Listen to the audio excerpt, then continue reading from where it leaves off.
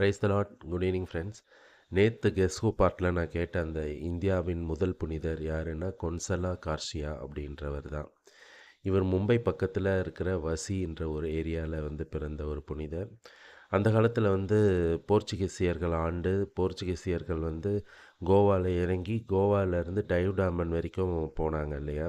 குஜராத்தோட எண்டில் தான் அந்த டைவ் இருக்குது. அந்த இடத்துல ஆக்கிரமிக்கும் போது இவரும் அந்த ஏரியாவில் தான் இருந்திருக்காரு. ஸோ அங்கே இவர் ஒரு இந்திய தந்தைக்கும் ஒரு கொங்கன் தாய்க்கும், அதாவது கொங்கன்றவங்க அந்த கோவாவில் வசிக்கிற லேடிஸ், கொங்கனீஸ் பேசக்கூடியவங்க, அவங்களுக்கும் பிறந்தவர். ஆக்சுவலாக இந்த போர்ச்சுகீசியர்களுடைய நன்மதிப்பை பெற்றவர் இவர்.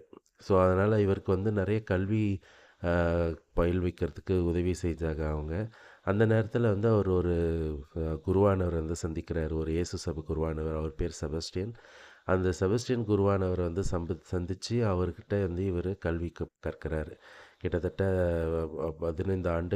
15 வயசுலேருந்து அவர் கல்வி கற்க ஆரம்பிக்கிறாரு. அவர் நல்லா படிக்கிறத பார்த்து அந்த குருவானவருக்கு இவரை ரொம்ப பிடிக்கும். இவர் அருகிலே வச்சுருக்காரு. அப்போ ஒரு நாள் அந்த குருவானவர் வேதம் பரப்புவதற்காக ஜப்பானுக்கு அனுப்பப்படுறாரு. அனுப்பும்போது இவரும் அவர் கூடயே போகிறாரு. அங்கே போய் அங்கே நிறைய இறைப்பணிகள் செஞ்சு குருவாக ஆசைப்படுறாரு.